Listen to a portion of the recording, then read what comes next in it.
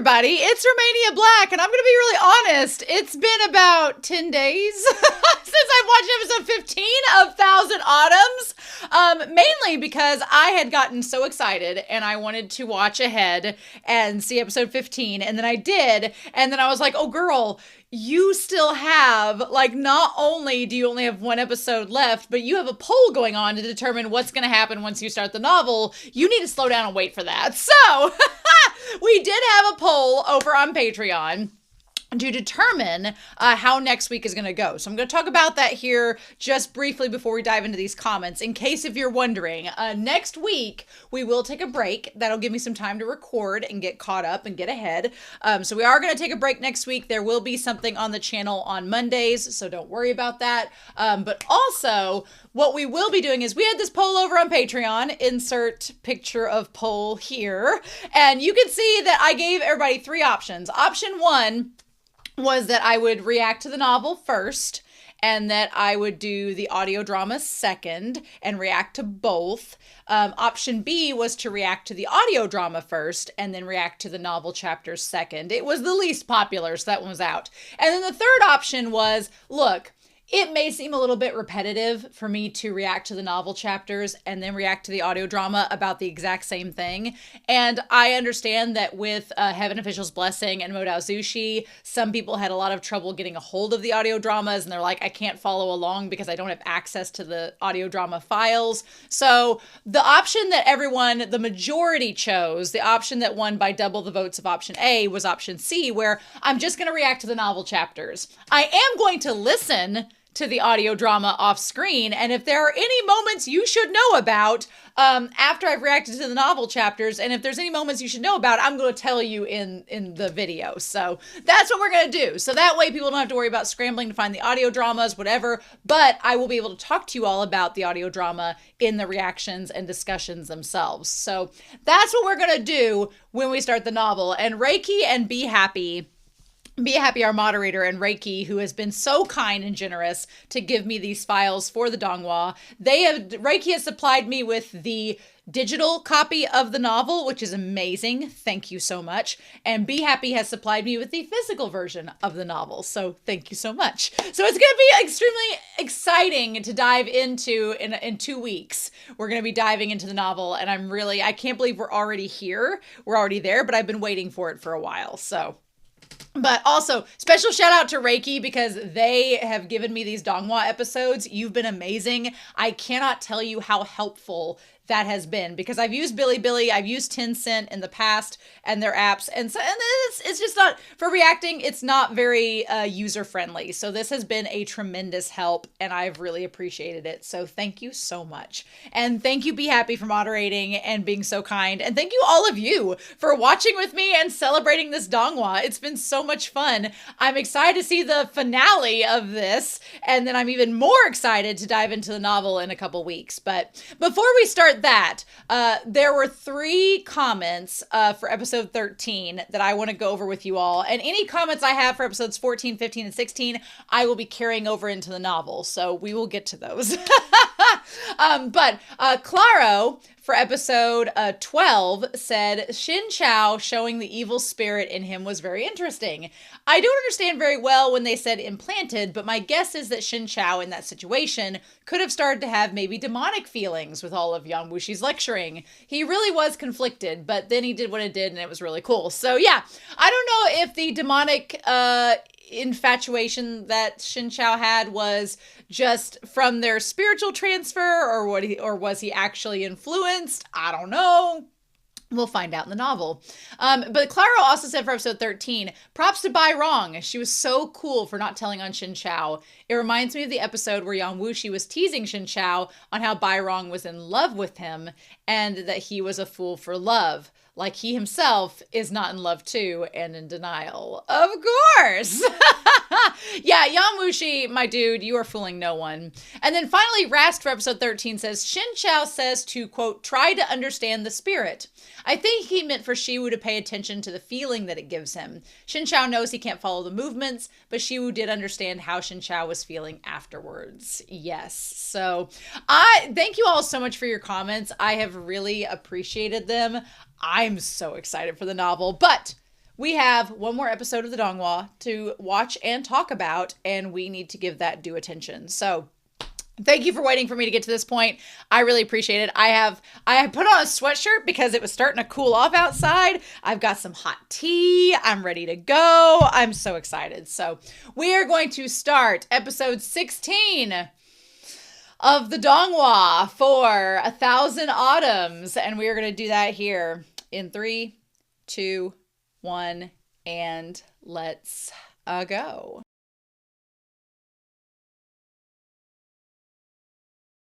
I feel like we can give Whiteboard Coon a break this week. Oh, what a baiting. What bait. What bait. What absolute bait this was. Oh my gosh. Such bait.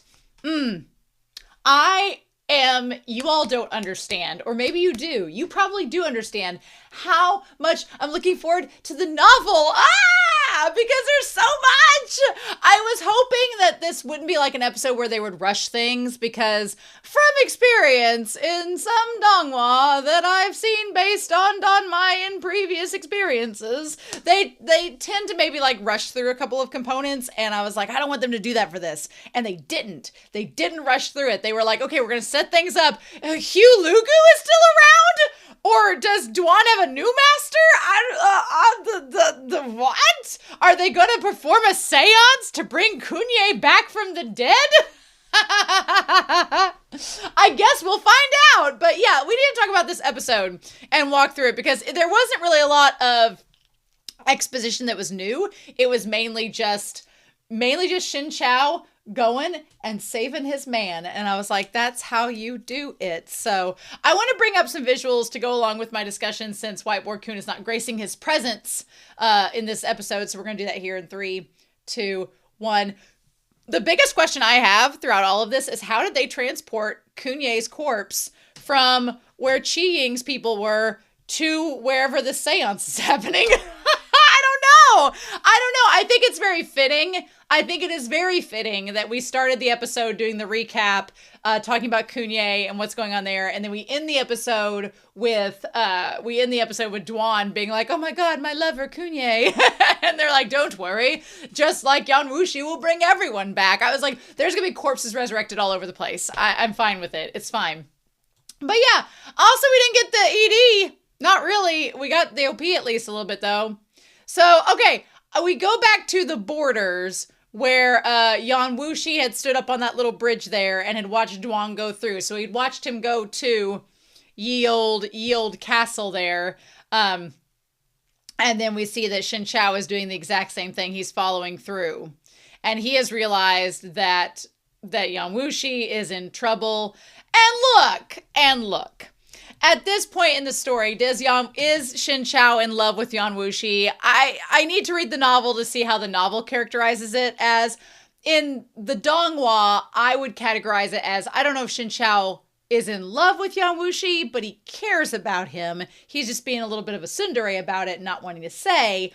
But beyond that, whenever people ask him, he's like, well, look, regardless of how I feel about WuShi, which is like a telltale sign, he's like, WuShi is critical to making sure that Beimu doesn't take over everywhere. And Shen Qiao's like, if I am anything, I am a disciple of Qi Fengge, and he has said that he's against Beimu, so am I. So yeah. But yeah, as he's going in, I love this encounter. Why are you going out all alone at midnight, Mr. Shen? Can we just talk about how good Shen Qiao looks here? Can we talk about how good Shen Qiao looks? Can we talk about how amazing he looked in this episode? And that glance over, he's like, oh, you're here? Yeah, and sees her. And then she's like, if you feel lonely, I can be your partner. Rong, girl, I love you. I love you. You've grown on me a lot, but I think that by this point you need to, if anything after this encounter, girl, I think you just need to cut your losses and accept that you guys are just going to be platonic friends. And maybe all she wants is to be platonic friends. She's just doing the whole flirty bit because she doesn't know what else to do. And she's like, what are we going to do? And he's like, no. I love that he says, no, thank you. She's like, you want to go upstairs and, mingle between the sheets? And his very frank, no, thank you. And she's like, oh, like that face. She's so crestfallen. She's like, what do I not have? And he's like, do you want me to say? Just, girl, it is not your fault.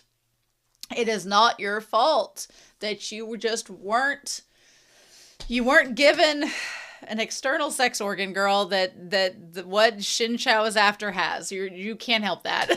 That's beyond your capabilities.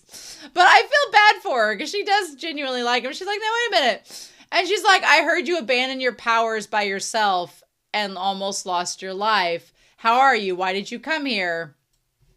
And Shen Qiao's like, look, I'm glad you asked. Glad you asked how I was doing. That was very considerate of you, but I'm fine. I've got my powers back.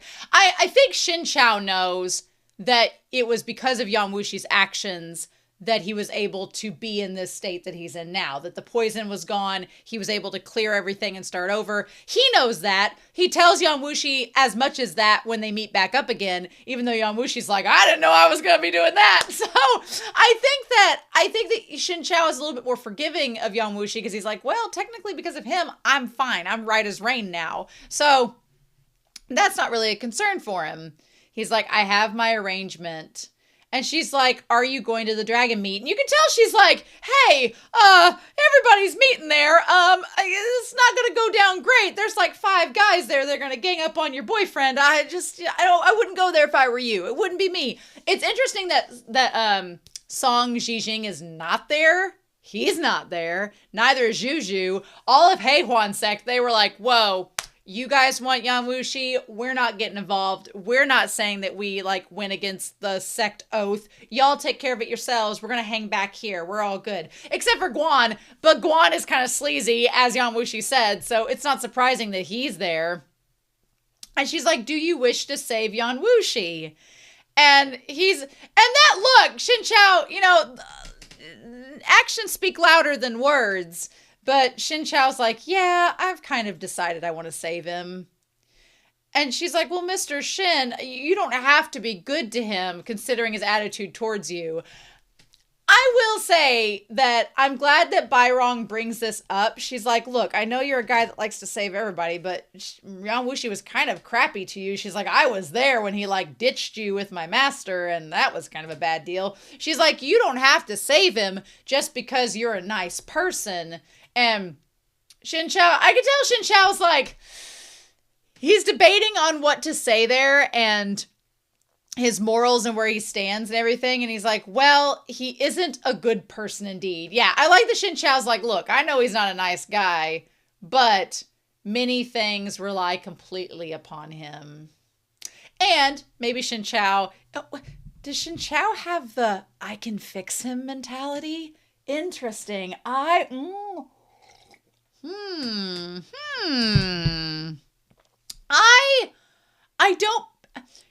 it's funny that it said, I've never seen Shen Qiao as an I can fix him sort of guy, because he just kind of takes UI's actions and he's like, oh, well, this is the path you've chosen, so here are your consequences, as he does in this episode. Holy cow. But we'll get there. But do we think that Shen Qiao thinks he can fix Yang Wushi?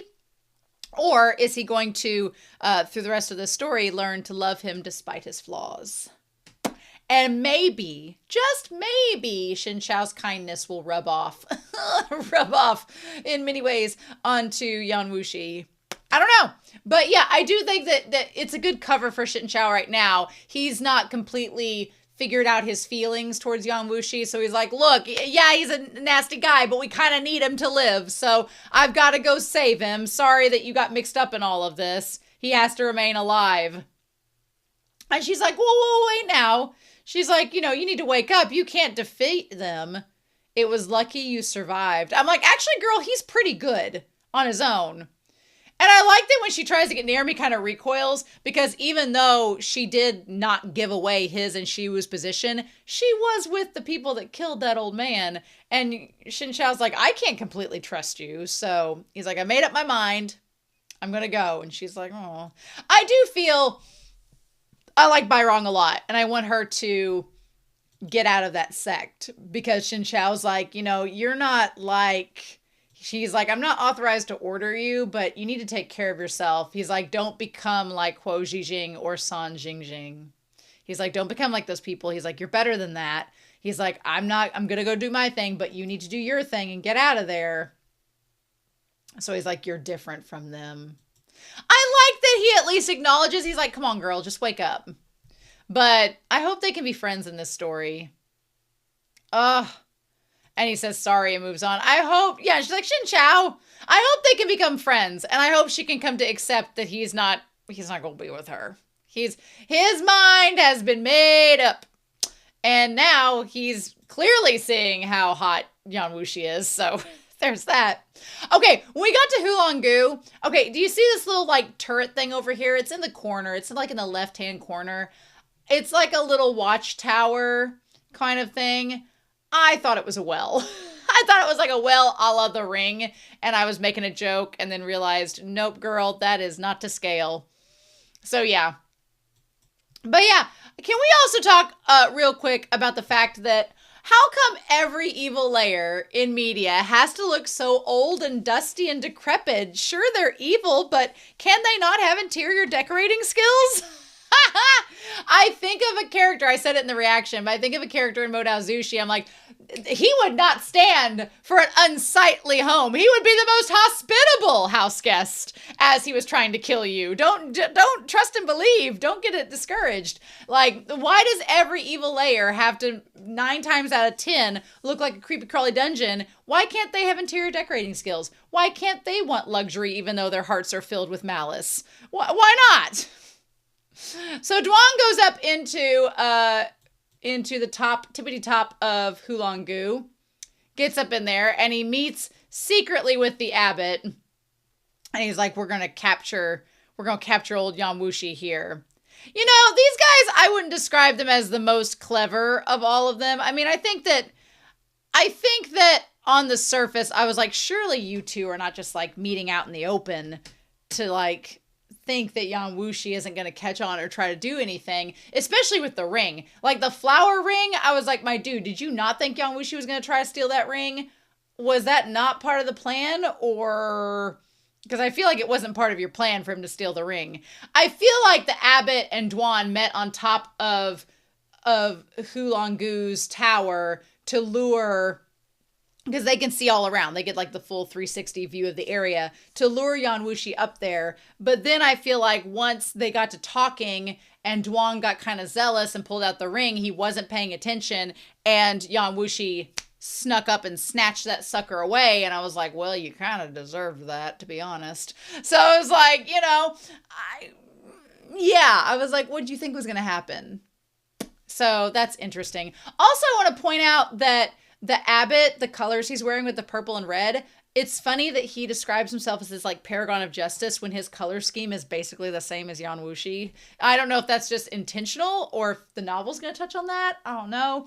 But this part does make sense where they were trying to lure him out without us realizing where Guan was, where UI was. Oh my God. And then the Liu gang, his leader, I forgot about him. I thought there was 4 and I was like, who's the 5th one? And then it was him. I kept thinking of Kunye and I'm like, no, Kunye's dead. And then it was the Liu gang leader. I'm like, damn it.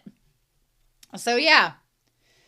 And then they're like, Yan Wuxi is so conceited. Well, yes, he is. He will never expect his doomsday to be here. Duan was so proud of himself. Duan was like, we got this. This is great. Also, I keep thinking that Duan's like the center part of his necklace is glow in the dark, which is given vibes, very 90s vibes. Also, man, Duan was not happy to find out that his boo Kunye was killed. But maybe he's not been killed. Maybe he's going to get resurrected, however that works. As long as I have the Halliedom in my hand, he will come sooner or later. And when he shows up, there'll be no escape. And so maybe he intended Yan Wuxi to grab the ring and thought that he'd get it back. Maybe that was intentional. So they're going to take the Halliedom and order the Beimu warriors to march southward to the Central Plains. And that's when Yan Wuxi's like, yoink!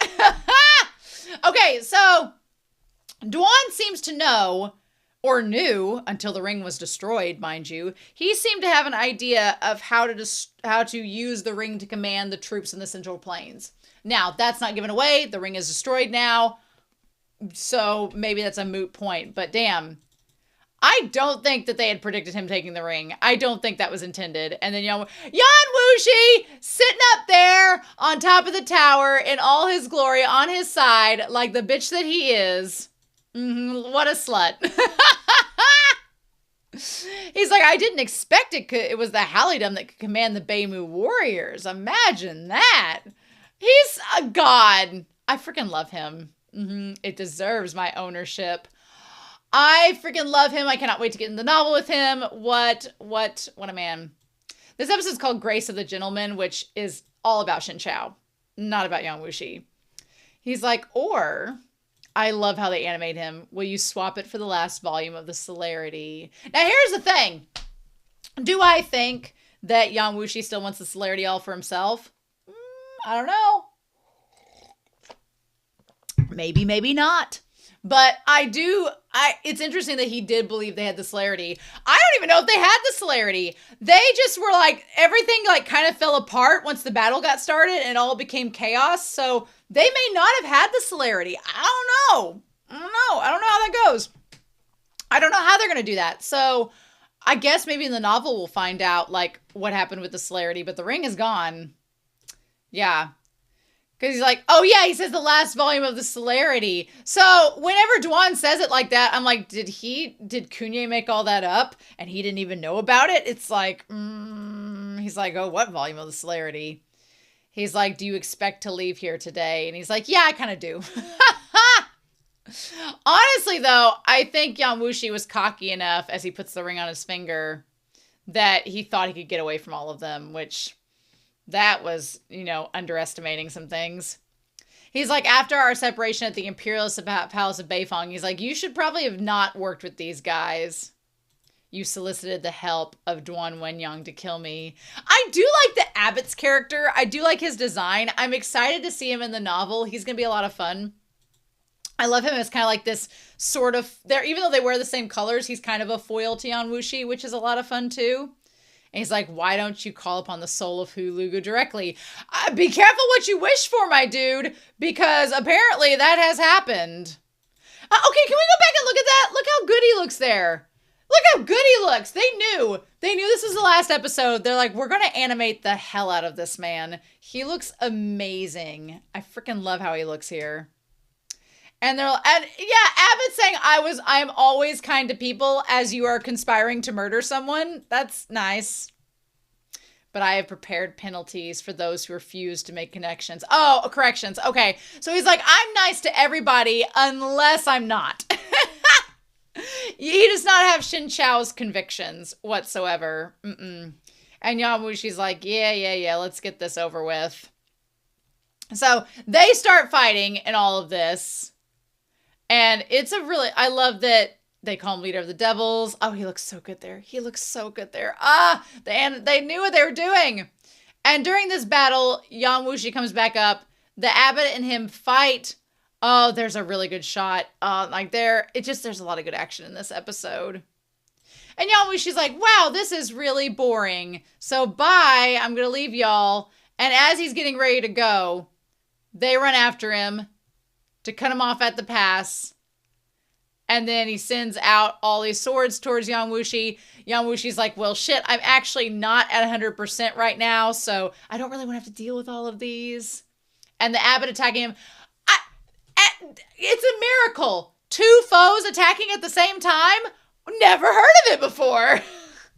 It made for a really good fight because, all these people are attacking him at once. Yan WuSi's really good at handling people, one-on-one, but you start dogpiling on him and it's a different story. And he's trying to get out of the way of the hand. The swords are preventing him. And he tries to push it away. And that's when Master of All, of course, freaking UI has to come from the dark shadows. Of course, UI comes from the darkness. Because he deals in the shadows like the slut that he is. Master of All. And he says, oops. That was not good. Stabbing him in the heart, not great. Not a great time. Not a good look.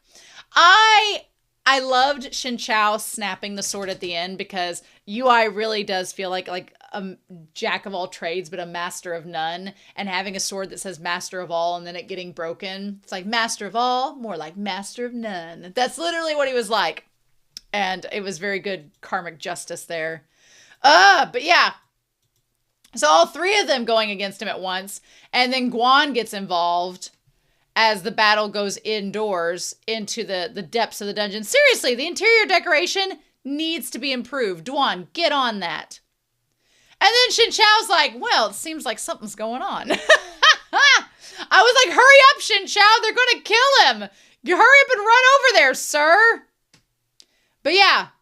So he's like, you won't feel so lonely with so many Beimu seniors to accompany you along the way. The skeletons in the cages were a cool touch. I liked that. I liked the vibes. So yeah, Duan has the red whip. And then Guan has the green, like, music. Abbott is yellow. UI is green too, I believe. I think his powers are green. I love all the color schemes in this. So yeah, WuShi's like, what are you all doing trying to trap me in this? But yeah, it's crazy to see. It's crazy to see Yan WuShi, who has been nigh impenetrable throughout this entire series, once he gets dogpiled by like these 5 guys that are really strong. And he's also, which to be fair, he was like taken on by 5 guys at once, 5 guys and fries at once. And even when he's been stabbed and his spirit has been diminished and everything, he still was doing decent. So that tells you how strong he is, right? Your evil spirit isn't impeccable. And he's like, we'll go all out and pool our efforts to kill him and disrupt the evil spirit together so it will go astray. Yeah, so Guan Ling Song. I like that Yan WuShi gets onto him like, why are you working for them, you slimy man? And it's clear that they don't like each other. So yeah, UI coming out from the shadows and them all going together to stop him. Oh, I want to get to that point where he gets stabbed again. Yeah, UI's like, if UI came with the glitter under eyeshadow. How dare you? He says Mount Xuandu will be famous again. And Zhao can get away too. It's interesting that he says this. Like, he says, if I kill Yan WuShi, 2 things can happen. 1, the sect will be famous for killing Yan WuSi. And 2, I can get Zhao back because he'll be able to come back again. And I'm like, really? You think that Shen Qiao is going to come back to you after you poisoned him and left him for dead? Are you kidding? Like, I think that shows just how naive UI is. UI thinks that, oh, well, I may have poisoned him and left him for dead and gave him to Kunye to kill, but we're brothers, man. Like, he'll look past all that. I'm like, you don't know him as well as you think you do, sir.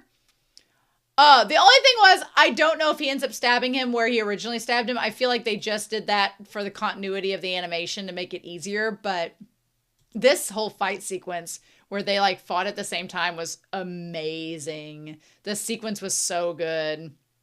It's also interesting to see that Guan is a long distance fighter. He is not close range. And meanwhile, UI and Duan and Abbott are like, they get up close to him. They're like, we'll beg the Duke of the Left to show mercy on you. It's interesting that they consider Kunye to be the top when, 1, not a top, and 2, easily defeated by Shen Qiao. So there's that. I will unite the 3 sects if you pay allegiance to me, okay? And he's like, no, I don't think I'm going to do that at all. But damn! And he's like, unite the 3 sects. As if that's good. He's like, you don't deserve it. I love that.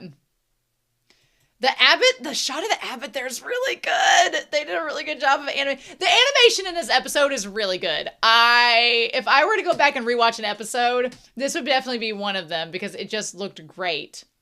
And they're like, because his spirit is like starting to get unstable, they're like, we can kill him at the same time. And damn, UI just really like stabbing him in that one spot. I'm like, bitch, what? That sucked. Yeah, and the Abbott using his palm. I honestly thought that at this point, I thought that Yan WuSi was going to I thought he was going to explode into all that demon energy like he did with Shen Qiao back in like episode 11 or 12. But no, his heart his heart was having a lot of issues. And then all the evil spirit was coming out of him. So that's interesting. The evil spirit, he pulls the sword away. And the evil spirit's like coming out of him. So I'm curious to know, since the evil spirit has come away from him, his chi is running reversely and his evil spirit is leaving his body. It could blast out of control at any time. He wants to retrieve the evil spirit. So what happens if he loses it? Like, I get that with Shen Qiao, his Tao spirit, losing it caused him to lose his powers, but not really, because the evil spirit counteracted the poison and allowed him to reboot. If WuShi loses the evil spirit, can he reboot as well if he has the Tao spirit? Can Shen Qiao fix him? Is that a possibility? I don't know. That's an interesting concept. But yeah, they just all beat up on him, and as he's trying to get away, the four of them couldn't defeat him. He's like, what a pack of morons. And as he gets away, he bursts away through. And as he does that, then came the guy from the Liu Kang. And I did not even think about him. I completely forgot about him. Ugh. I was like, damn. Yeah. And then there he is. When he like judo chopped him in the damn head. When he got flicked in the forehead, I thought his head was going to explode or something crazy was going to happen. Because he like knocks WuShi in that moment, delivering this bitch move from behind. Because he doesn't want to face him face to face. Poor WuShi. It's like the youngest he's ever looked in that frame. But then when he turned around, like pressed against him. And then he was like, oh, I'm okay. I was waiting for his head to like pop off or something crazy to happen. But it didn't, interestingly enough. Poor WuShi, just thrown around like a rag doll. Only one person should be allowed to do that. Oh, okay, you can kind of see, when he pulls back there, he was stabbed where he was stabbed twice. It was near the same place, but damn, why you stabbed him twice in the heart? It wasn't the same place, but it was in the same area. That's a cool detail. Okay, cool, nice. I take back what I said earlier. And then they're all like, okay. He's like, Master Do, yes, go on and kill him. So Duan was really like sending Do to go do this. I'm like, he was doing it on the off chance that if something happened and WuShi was able to save himself, Do would be the one that would get the brunt of it and not them. So also, I don't know if you've seen the movie Dodgeball or not, but this moment here where he's like, how dare you kill me? He's got the blood all over his mouth, which conveniently disappears thanks to Shen Qiao's magic. But whenever he has the blood there, it made me think of Dodgeball and Ben Stiller, where he gets punched and he's like, nobody makes me bleed my own blood. Nobody. That's exactly what it's reading as. Nobody makes me bleed my own blood. Like, that's literally him in this moment. He's like, you kill me of all people. And yeah, Do's about to go into it. If you kill him personally, you'll become world famous. And he literally, being able to lift him up in the air is a feat, but I like that WuShi's like, look, only one person's allowed to do that, and you're not him. Have a try. That is a scary face. That is a scary mother trucking face right there with like the blood coming out of his mouth. That is terrifying. Oh my God. And so the abbot shows up alongside him. Guang's there. He does this thing where he like pokes him in the head. And I was waiting for his head to blow off and nothing ends up happening. And he's like, oh, I'm okay. And they're like, okay, well then he's already exhausted. So now they could kill him. So good thing Shen Qiao showed up because WuShi could have died in that moment. And then, I'm sorry, they get sent back. And then look at that shot right. Ah, ha, ha, ha. That shot, I'm sorry. What? That shot, sir, that's illegal. You shouldn't be able to do that. And WuShi's like, you're okay. You're also hotter than ever. What? Like, every time it is a Don Mai staple. Word of Honor has cemented it. The Untamed has cemented it. It is a staple. When they show up like sky dancers and they're flying around in circles and they just pirouette down there, you know it's real. Yes, please. So yeah, and Yamwushi's like, okay, he wiped off his mouth. Okay, so he wiped away the blood. All right, that's fair. I'll give him that. The donghua is keeping tabs on things that I had missed. Good. But yeah, him falling down, and Shen Qiao's like, can you move? And he's like, you look fine. He's like, that didn't answer my question. I like that Shen Qiao's like, are you okay? Can you move? And he's like, well, you look fine. Like, what? Ah! He's like, not important. He's like, well, it's all because of you. I love that. I love that. Because I don't think WuShi fully realized it. He's like, why are you okay? And he's like, it's because of you that I am. Yeah, so we're going to have that conversation in the novel about how WuShi actually saved him inadvertently. Uh-huh. Uh-huh. And so like, where's Kunye? My peer! My peer, you say? Your peer? No. We don't believe that. Yeah, and he's like, oh, he's dead. I like that Shen Qiao does not mince words. He's not just like, oh, go back to Qiying Temple and find out. He's like, nah, he did. So, go to hell with him. Oh, man. And then UI, of course. UI is like, hey, no disciple of Mount Xuandu is at disposal of the... I like that UI thought he'd come in. I like that UI thought he would come in and be like, hey, I got this. He's like, hey, bro, remember how I poisoned you? Remember how I left you for dead? Remember how I was going to like lock you up forever and do things behind your back and make you a puppet of the state? Well, he's like, I was actually all about all of those things, but I still want you to come back and be bros. Like, what? No. He's like, don't go against the tide and have any connection with this devil. I like that UI is basically framing it as, I know all the things I did to you were awful. Please forgive me. They were for the betterment of our sect and the kingdom, but you should choose the side that's more likely to win rather than take up with this heap of filth, this devil, they say. Go back to Mount Xuandu with me. And Shen Qiao's like, sorry, Chief Yu. The fact that he said Chief Yu, what an insult. He's like, oh, I'm sorry. Remember how you're chief now and you took that away from me? Yeah, I'm not coming back with you. Why would I do that? I'm just a disciple of Chief Fingay now. I love that he's like, I was a hermit at that sect anyway. I didn't even take ownership of it. I didn't even know anything about it. So no, I'm just a disciple of Chief Fingay. Since you chose to conspire with Beimu and poison me, Mount Xuandu has changed completely. He's like, you're not upholding the sect rules at all. I won't take myself as a disciple of Mount Xuandu.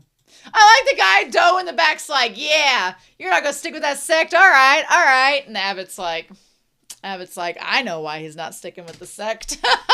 The Abbot's like, that backfired on you, didn't it, UI? And Guang is like, oh, is he going to get it with WuShi? Are the rumors true? Love it. And he's like, well, Qiao, you don't have to talk to them about it. He's like, let's go discuss when we get back. That moment where he's like, just forget about them. We'll go discuss it back on Mount Xuandu. And Shen Qiao like moved away like he did for Bai Rong. The moment he did that, and UI was like, what? You don't want... I'm like, bitch, you think he'd want you back? And Shen Qiao was like, look, that's enough. We have so many people here today, and you could all be a witness. As a successor to Chief Fingay, I do declare that from now on, you are no longer Chief Fingay's disciple. And UI's like, can you even do that? He's like, yeah, I'm your big bro. I can. He's like, we have no relation at all from now on. Like, that is not only no relation as in sect relation, no blood relation, no former relation. You are dead to me is literally what Shen Qiao just said. You are dead to me. And he's like, but you, how dare you? And he's like, how dare me, bitch? He's like, I tolerated it previously because I didn't expect internal conflict. But you've pushed me to the corner and paid allegiance to Beimu against our master's advice. So of course I would dispel you from our family on behalf of our master. I love that he's like, did you think you'd get away with all of this and still get the perks of being like Chief Fingay's disciple? No. And then him like going at him, I'm like, no wonder he wouldn't want to be with you for attacking him. And he's like, don't force me. And Shen Qiao's like, no, you should be, I should be saying that to you. I love it. I love it. And he knocks him back. And then knocks him back again. Yeah, Shen Qiao's like, this is what I'm talking about. This is why we can't be together. Because you're acting this way. Yeah, so they duke it out for a hot second. And that just becomes a game of hot potato. I love the way they do the shadows on UI's face. Just like they did earlier on in the series. It's great. And he's like, you have gone so far today, and I'm not going to allow anyone to spoil my plans. My dude! It's like, you just basically revealed what a dirtbag you were, right? And Shen Qiao's like, okay. Well, and then, yeah. Does not. Everybody else jumps out of the way as his sword is broken. That's crazy because Master of All was one of the swords that Chief Fengge gave him. And this literally is like a separation. This is, once that sword's broken, because is that part of your Tao spirit if it's broken? But he's like, it definitely, if anything, cements that they are no longer together.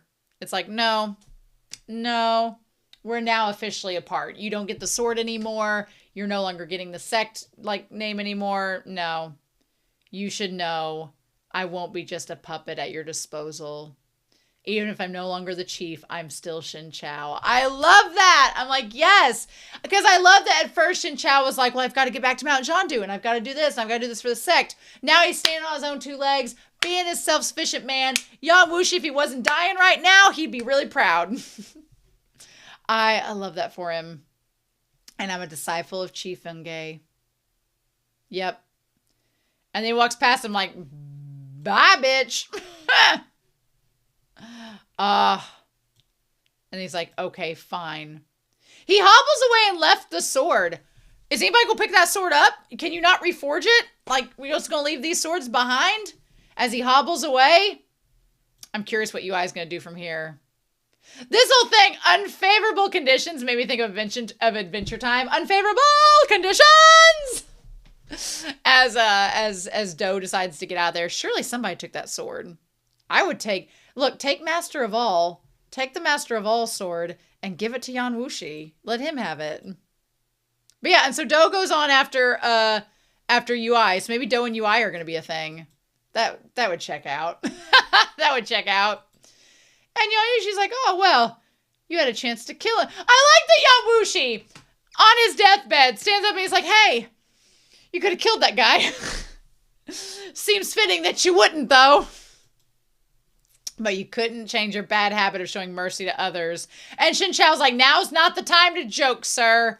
I'm not here to kill people. I'm here to rescue you. He's like, well, did you just come to battle for me? And he's like, I don't want to see Beimu win. He's like, well, what they're looking for is in my hand. This fingerling is the halidom to command all the Beimu warriors. Uh-huh. I haven't lost. Nor have they wanted. He's like, I love how proud he is in this moment. He's like, I haven't lost. And they don't have it. So look at what I've done. I'm doing great, Shen Qiao. Aren't you proud of me? Like, there's kind of a Captain Jack Sparrow vibe to it. That's what it is. Oh my God, that's what it is. I've been trying to figure out this whole time watching this donghua. I'm like, what is it about Yan WuSi that is slightly attractive? It's this devil-may care, kind of suave, kind of devilish, kind of like not messy, but not totally elegant. Like, what is it? He has a little bit of Captain Jack Sparrow in him. That's what it is. That's what it is. Yeah, he's like, I didn't let them take it. Look at what I've won. And he's like trying to poke jokes. He's trying to make light of the situation. And Shen Qiao's like, now's not the time. He's like, give me the flower fingering. The fact that the translations call it a fingering is very problematic. Also, this shot of Shen Qiao, he looks amazing. Look at him. He looks so good. So good. Yep. And Shen Qiao's like, I'm just going to lunge at all of you with my sword. And then he says, leave with me. He says, leave with me. He says, leave with me. Remember back, like, way early on in the show when Yan WuSi told Shen Qiao, he's like, leave with me. And they did the same thing. Ah! I live. And he's like, please stop. Do you really want to conspire with the King of Devils? Yeah, I think he wants to do more than conspire. We're just on, this is probably volume 1 material. We're just at the beginning of the story. I think we're going to do more than conspire, sir. Just you wait. And the abbot's like, I can't stand for this. And Shen Qiao's like, you can leave your homophobia behind, sir. I'll escort you. And what does he say there? Because he had the abbot. He's like, you leave first and I'll escort you behind. That face, like he's so determined. He's going to rescue him and save him. This is more than just, we're just doing it for the benefit of the kingdom. Sir, y'all know this is more than just that. I'm glad that WuShi didn't leave him, though, because Shen Qiao does need him to stay in behind and help him, especially against the abbot. The abbot's probably the toughest opponent he has out of all of them right now, at least for Shen Qiao and comparing himself. Because, Duan's strong, but the abbot, I think, has an ability that's more suited to match Shen Qiao. And then, Guan gets up there and tries to attack at the same time. And poor WuShi, he's been conserving all of his energy up for one final Phoenix descending attack. I did love this this moment here. Well, first of all, also Guan imbuing the abbot with energy. Is that going to make the abbot have some evil energy inside of him? Also, if we're viewing imbuing energy as something sexual, does this mean that Guan and the abbot are a thing? I don't know, y'all. I don't know. What I do know is that this move here, where the hand was starting to bend the sword, is really freaking cool. The hand starting to bend the sword wave, that animation was really nice. He's like, if it continues on like this. Yeah, that bending, that was freaking cool. I thought that was a great effect. And WuShi's like, okay, then I'm going to do it. I'm going to combine my evil. You just want to kill me by making such great efforts. And then I like that Guan's like, why is he blasting the evil spirit by himself? What's going on here? Are they really a couple? Well, yes. And and then we get that freaking magnificent bird. The animation on the Phoenix is so good. I love it so much. And Shen Qiao looking back being like, don't do it. Don't do the Phoenix descending. You'll kill yourself, WuShi. The poetry of it, the romance. The yearning. Well, we don't have the yearning. Yeah, and he's like, no. That face. Yeah, you just want him to live, huh? You just want him to live. Bullshit, you just want him to live. That's not how it is at all. That face. Oh, that face. Slay me. Oh my God. I live. And there's that big giant phoenix. Are they going to perish together? And of course, Duan's like, if he destroys himself and the ring, then we're in a bunch of trouble. And Guan and the abbot are like, nah, we got this. Oh, that's such a good shot. And Shen Qiao is about to be in trouble, and WuShi, to save him, rushes towards both of them. Oh, I love it. I'll tell you where the celerity is. And WuShi's like, too late. He's like, no. He's like, the celerity is of no use to me if y'all kill Shen Qiao. So, and then he takes the ring and hits the abbot's fist with it. Oh, man. Because it's going to break it, isn't it? Yep, I'm pretty sure. And he's like, no. Yep. And that's the end of the ring. And then the moment they started on that song, y'all, this shot, look at this shot. Because Shen Qiao, he got rescued by WuShi. WuShi saved him. I think knowing it would hurt him, he saved him. He ain't dead though, because his hand flickered at the end there. But yeah, the ring is gone. He not only destroyed the ring that could have commanded all the troops, but he used the Phoenix descending that could kill him, all to save Shen Qiao. I mean, y'all. And Shen Qiao's little face, where he's like, this man sacrificed everything to save me. Maybe he's not all evil. Maybe there's a little spark of good in there. I guess I'll have to take him away to find out. He's like, I ain't leaving your corpse behind, bitch. I love it. He's like, let's go. I love it because just like how WuSi didn't leave Shen Qiao behind, he at least drug him out of the lake and took him back. Shen Qiao's going to do the same. He's going to do the same for him. Yep. I love that he picks him up and carries him back. Yes. Just like WuSi had done for him. Now the abbot says that WuSi is dead. We don't have to fight now. Oh man, you could see Guan's hand. Oh, his hand with all his, like, where he plays is all messed up too. We don't have to make a desperate fight now.